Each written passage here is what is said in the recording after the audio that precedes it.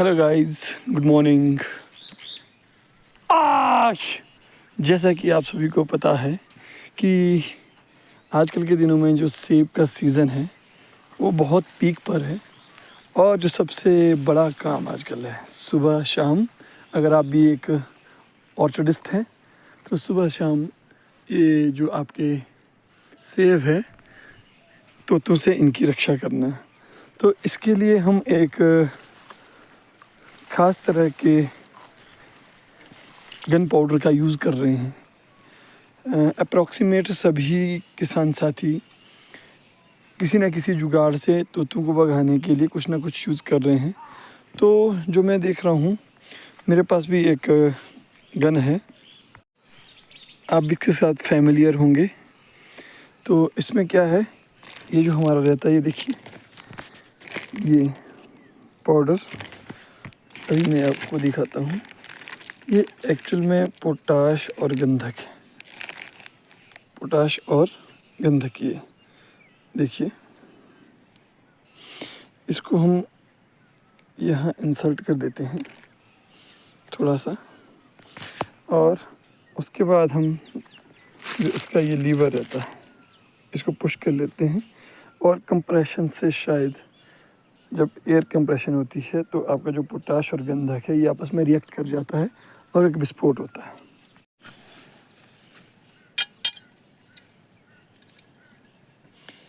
तो दोस्तों, हम इसको ऐसे लीवर को पुल करके यूँ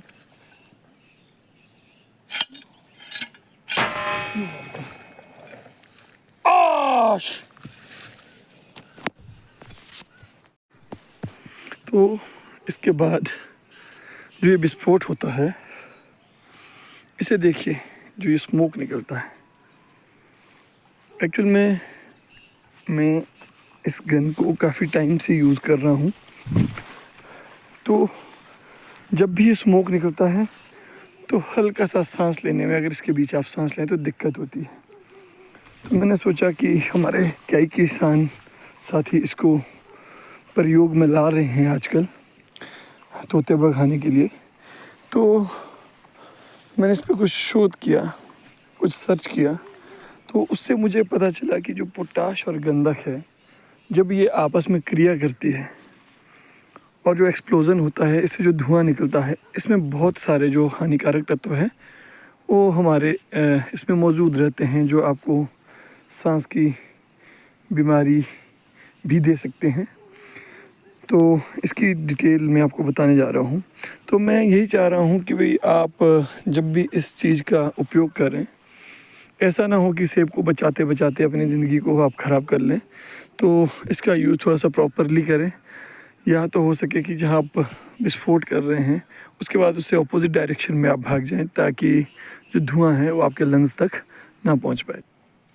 तो दोस्तों, मैं काफ़ी टाइम से इस गन का प्रयोग कर रहा हूँ, लेकिन मुझे लगता है इसका जिस तरह से प्रयोग हम कर रहे हैं, कहीं ना कहीं ये स्वास्थ्य के लिए, हमारे स्वास्थ्य को प्रभावित कर रहा है।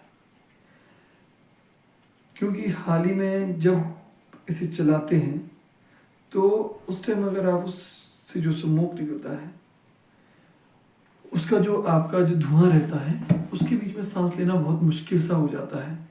तो मुझे लगा क्यों ना कुछ सर्च करके पता किया जाए कि अगर ये गंधक और पोटाश को जब हम मिक्स करके विस्फोट करवाते हैं तो इससे जो ये स्मोक या धुआं निकलता है, तो ये किस तरह से लाभदायक है या फिर हानिकारक है। तो मुझे कुछ जानकारियाँ मिली हैं जिनको मैं आपके सामने साझा करना चाह रहा हूँ। पोटाश और गंधक के विस्फोट से मुख्य रूप से सल्फर डाइऑक्साइड SO2 और पोटेशियम ऑक्साइड K2O जैसे रसायन निकलते हैं। इसके अलावा विस्फोट की स्थिति और मिश्रण के आधार पर अन्य गैसें और कण भी निकल सकते हैं, जैसे कि सल्फर ट्राइऑक्साइड, पोटेशियम सल्फेट और विभिन्न प्रकार के सल्फर और पोटेशियम के ऑक्साइड। विस्फोट के दौरान गंधक और पोटाश, जो आमतौर पर गंधक को तो हम सल्फर के नाम से जानते हैं अगर हम केमिकल या केमिस्ट्री की लैंग्वेज में कहें, और जो हमारा पोटाश है ये आमतौर पर हमारा पोटाशियम नाइट्रेट होता है। जब इनके बीच रासायनिक प्रतिक्रिया होती है तो उससे उत्पन्न कुछ गैसें जो निकलती हैं, वो कई गैसें उसमें से काफ़ी हानिकारक होती हैं। तो इसमें सल्फर डाइऑक्साइड, पोटाशियम ऑक्साइड और आपकी सल्फर ट्राइऑक्साइड और पोटाशियम सल्फेट, ये गैसें इससे उत्सर्जित होती हैं और जो हमारे लिए काफ़ी हानिकारक भी हैं। अगर सल्फर ट्राइऑक्साइड की बात करें, यह एक रंगहीन वाष्पशील तरल है जो पानी के साथ प्रतिक्रिया करके सल्फ्यूरिक एसिड बनाता है और जो त्वचा और आंखों के लिए हानिकारक है। और इसके बाद बात आती है दूसरी गैस की, पोटेशियम सल्फेट। यह एक सफेद क्रिस्टलीय ठोस है जो आमतौर पर हानि रहित होता है, लेकिन बड़ी मात्रा में सांस लेने या निगलने पर परेशान कर सकता है। तीसरे नंबर पे जो आपकी गैस आती है जो इससे निकलती है, वो है सल्फर ट्राइऑक्साइड। यह एक रंगहीन वाष्पशील तरल है जो पानी के साथ प्रतिक्रिया करके सल्फ्यूरिक एसिड बनाता है, जो त्वचा और आंखों के लिए हानिकारक है। और जो चौथी लास्ट गैस है, पोटेशियम सल्फेट, यह एक सफेद क्रिस्टलीय ठोस है जो आमतौर पर हानि रहित होता है, लेकिन बड़ी मात्रा में सांस लेने या निगलने पर यह परेशान कर सकता है। तो दोस्तों, मैं आपसे आग्रह करता हूं कि आप कहीं इन अपनी फसलों को बचाते बचाते खुद को खतरे में ना डाल दें।